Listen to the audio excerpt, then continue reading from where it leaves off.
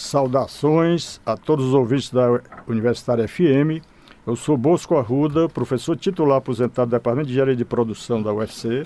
E este é o programa de iniciativa da ADUFS, Seção Sindical do Sindicato Nacional de Docentes do Nível Superior, Sindicato Nacional, cuja diretoria de assuntos de aposentados eu tenho a honra de ter assumido na gestão 2023-2025, a ADUFS nas lutas, que tem na presidência a ilustre e combativa professora Helenise Oliveira. O programa é Vivenciando a Academia, histórias marcantes nas universidades federais do Ceará. Objetivo é entrevistar docentes aposentados ou com tempo de aposentadoria, mas ainda na ativa. Pretende-se que os relatos de histórias marcantes nas universidades federais do Ceará, UFC, UFCA e Unilab, demonstrem a importância dos trabalhos de docentes das universidades públicas e gratuitas no desenvolvimento de suas áreas de especialização e dos setores nacionais das ciências básicas, tecnológicas, agrárias, de saúde e humanas, principalmente no que concerne ao desenvolvimento regional. O entrevistado de hoje é o professor titular Raimundo Nonato Távora Costa, já com tempo de aposentadoria, mas ainda na ativa, no Departamento de Engenharia Agrícola do Centro de Ciências Agrárias da UFC. Ele é graduado em Agronomia pela UFC em 1982, mestre em Agronomia, Irrigação e Drenagem pela UFC em 1988 e doutor em Irrigação e Drenagem pela Escola Superior de Agricultura Luiz de Queiroz, da Universidade de São Paulo, em 1994. Tem longa atuação em ensino de graduação e pós-graduação, bem como vasta produção em pesquisa e extensão na linha de trabalho. Irrigação por superfície, drenagem agrícola e alocação de recursos em agricultura irrigada. Foi professor universitante da Universidade de Valladolid, na Espanha, em 2010, e coordenador da Ciência Técnica e Extensão Rural do DENOX, também atuando como revisor de algumas revistas, tais como a Irriga. Bom dia, professor Raimundo Nonato, obrigado pela participação nesse programa. Gostaria de iniciar essa entrevista, bate-papo, com a seguinte pergunta. Onde nasceu e estudou até a tua formação pré-universitária? Segue algum exemplo familiar? Foi influenciado por alguma professora? Bom dia, professor Bosco Arruda. Bom dia, ouvintes da Rádio FM Universitária. Inicialmente, eu gostaria de agradecer pela sua oportunidade, parabenizá-lo pelo programa, e também parabenizar a ADUFS pelo apoio. Eu nasci numa localidade chamada de Mazagão, município de Capistrano, que fica aqui a menos de 100 quilômetros de Fortaleza, na região do maciço de Baturité. Na seca de 1958, o meu pai é um agricultor familiar, ele teve que a família migrar para a sede do município, onde lá nós realizamos o curso primário.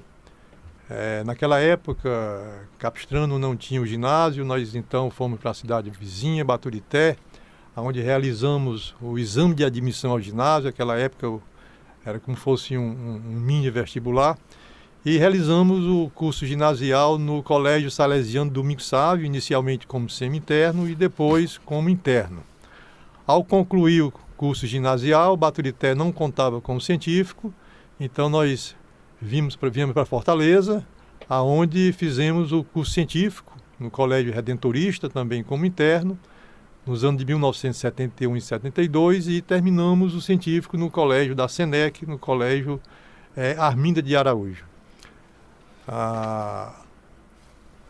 E você seguiu o exemplo familiar, a gente sabe, então você trabalhou na agricultura, foi oriundo, não é?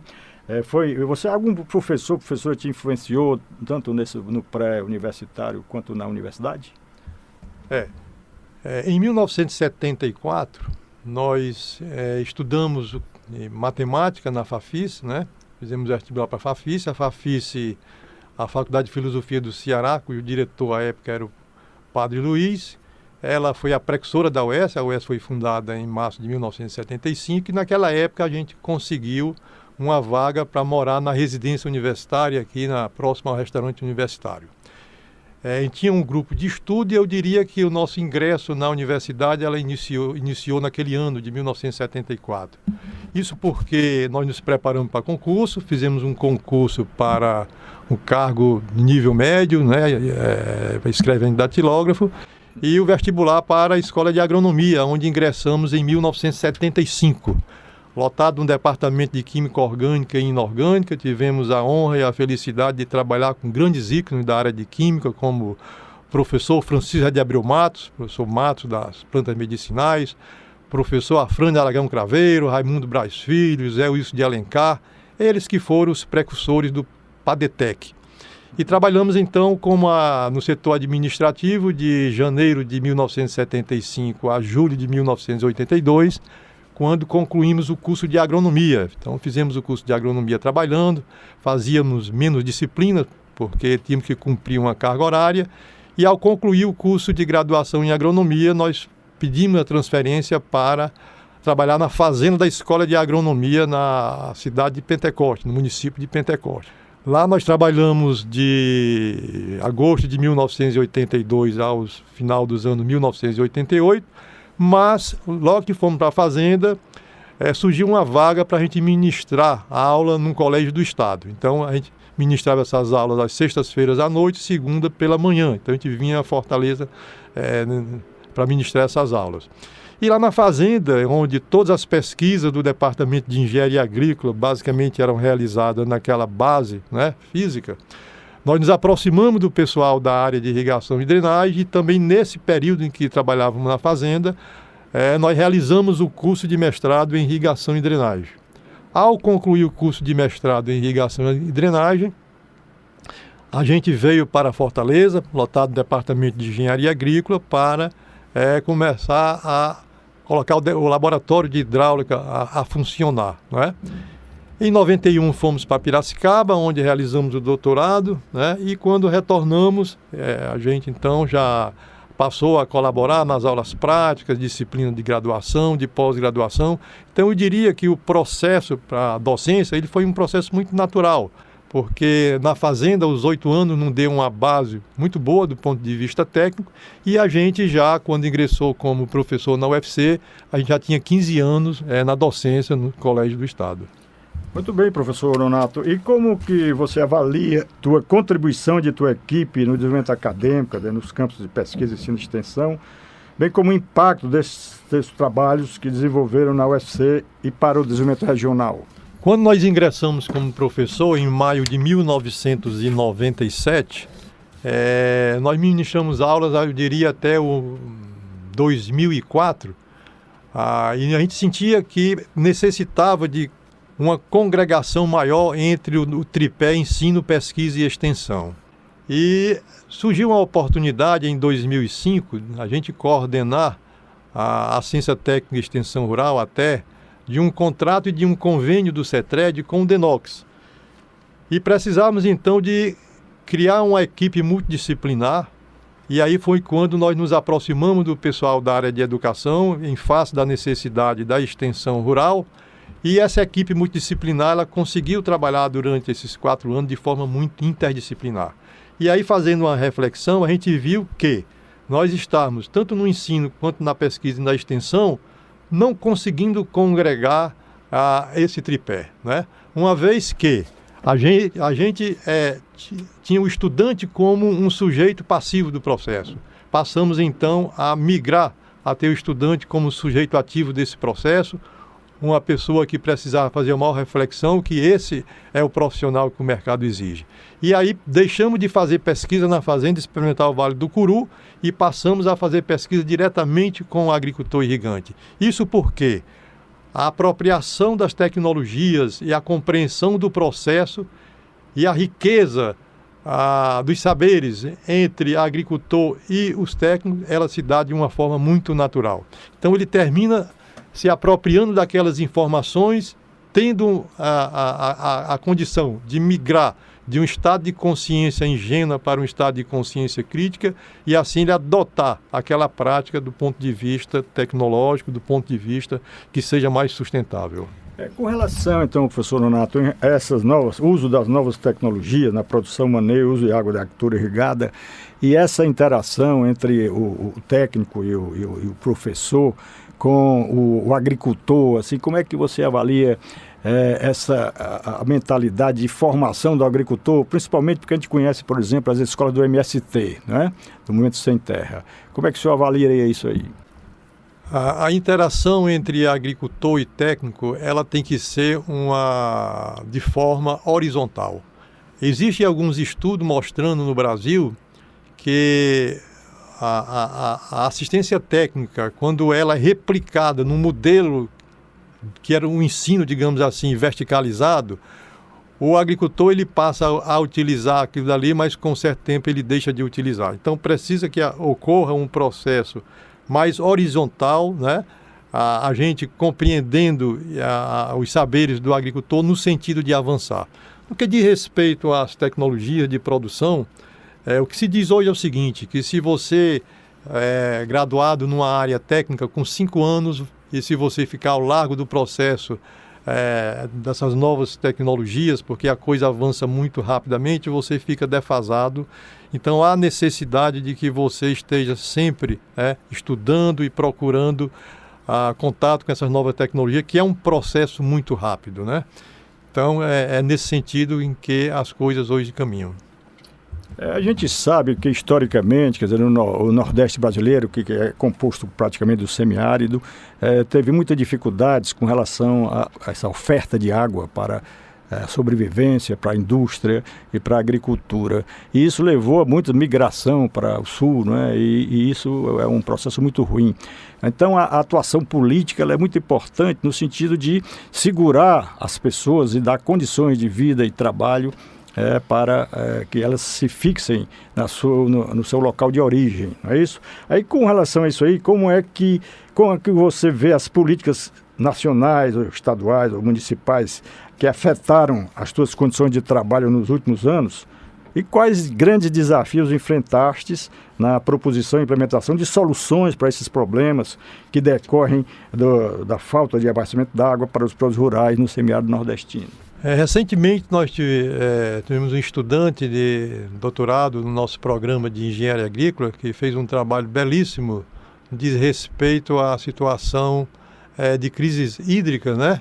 E a questão hídrica no semiárido brasileiro, desde as primeiras secas, né? A seca de 15, nós tivemos seca também em 1958, que foi uma seca bastante significativa, inclusive ele trabalhando essa questão da memória social, né?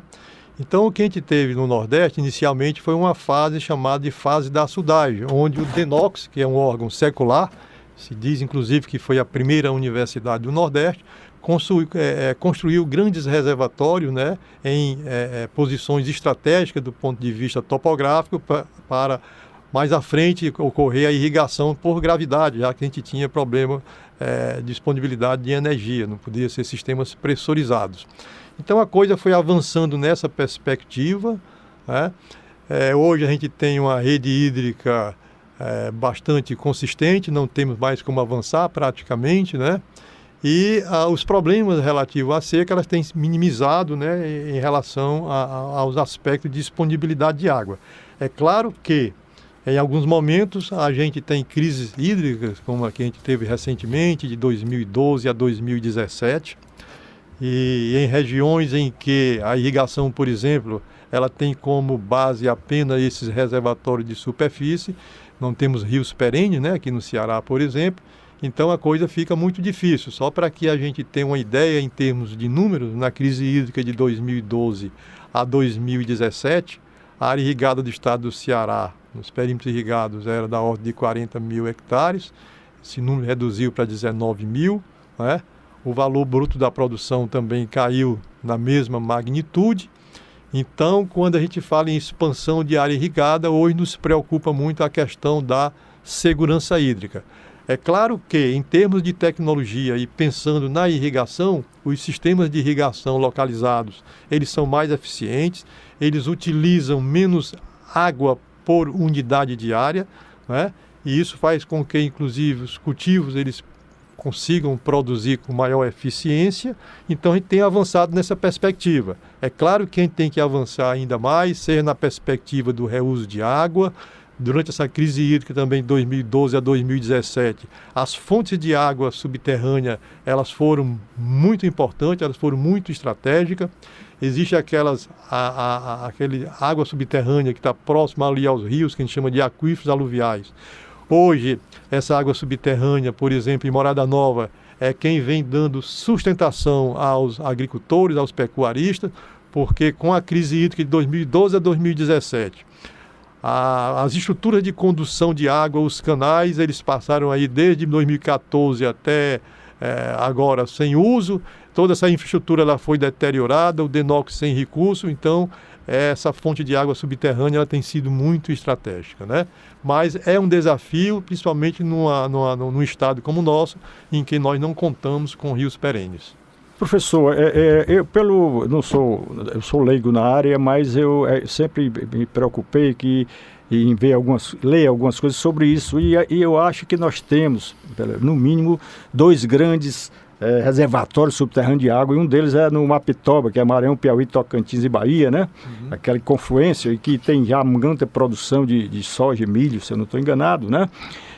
E como é que você vê essa questão de usar esses reservatórios através da irrigação para capilarizar, né, a qualidade e o volume de produção ao longo do semiárido? Na verdade, a região do Matopiba, que compreende os estados do Maranhão, Tocantins, Piauí e Bahia, e principalmente na parte do Cerrado, tem tido um avanço muito grande na área de irrigação. Eu lembro que, acho que em 2010, 2011, eu fui a um congresso em Luiz Eduardo Magalhães, que fica próximo de Barreira, e toda aquela região ali, ela realmente deu um avanço muito grande na agricultura, digamos assim, no agronegócio, né? E à medida que aumenta a necessidade de exportação, da expansão da área irrigada, a necessidade do recurso hídrico. Então, naquela região existe um aquífero, né, que é o aquífero Urucuia. Porém, os estudos que se tem aí, e a preocupação muito grande na região é com relação a que a gente chama de superexplotação do aquífero. A explotação é aquele recurso hídrico que se utiliza de forma sustentável, né? Normalmente se compõe, principalmente nesses aquíferos confinados, da reserva que a gente chama de renovável, aquela que ocorre anualmente.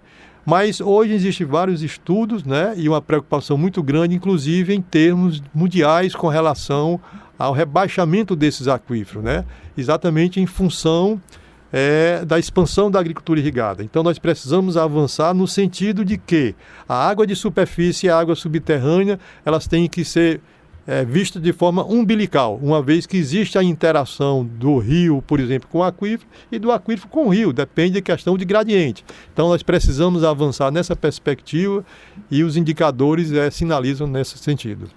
Ou seja, que o equilíbrio entre oferta e demanda seja em função dessa complementariedade da água de superfície e da água dos aquíferos subterrâneos, não é isso? Perfeitamente, né? Inclusive uma coisa que a gente poderia destacar é que a comercialização ela faz com que as pessoas avancem muito além da condição de oferta do recurso hídrico. Isso a gente tem observado em várias situações, né? Por exemplo, no perímetro irrigado do Baixo Acaraú, antes da crise hídrica, nós contávamos aí com um pouco mais de 1.000 hectares com a cultura do coqueiro. A gente sabe que é uma cultura que demanda bastante água, mas como toda aquela região é uma região que existe uma capacidade de instalar da indústria com relação à demanda de coco, a área irrigada com coco hoje no Baixo Acaraú, ela supera os 4.000 hectares. Quando nós olhamos para a Morada Nova em 2017 iniciou com 6.500 hectares com cassinicultura, hoje já temos quase 1.000 hectares, né? São 3 ciclos anuais, onde se utiliza em média 5.000 milímetros. Então a gente observa que o aquífero aluvial, aquela água subterrânea que está ali à margem do rio Banabuiú, que aliás é a única fonte, porque não tem, embora o Banabuiú hoje esteja com 38% da sua capacidade, a infraestrutura dos canais não permite que se tenha água em todo o perímetro. Então, o que a gente observa é que a comercialização faz com que as pessoas não tenham a memória, né, esse segmento, eu diria, do sistema de produção, para observar, por exemplo, e ter um efeito pedagógico de uma seca como nós tivemos agora em 2012, 2017. Essa memória social, como muito bem diz o Bruno Pereira, ela é mais do segmento da agricultura familiar, daquele que realmente depende da agricultura de sequeiro. Professor, só para mudar um pouco o foco da nossa questão aqui muito especializada, eu gostaria de perguntá-lo Como é que você vê a importância dos sindicatos no que concerne à defesa dos direitos e da formação da visão de mundo, tanto política, social e cultural, das docentes da Universidade Pública e Gratuita? Os sindicatos, eles são a base de sustentação do trabalhador, né? Então nós temos que dar todos os esforços no sentido de dar o apoio, né? Sobretudo nos últimos anos, onde a gente vê uma verdadeira correria, digamos assim, para o desmonte dos sindicatos, seja por meio de estratégia do Estado, como a reforma trabalhista, né? Seja pelo que hoje se fala, né? O avanço da uberização.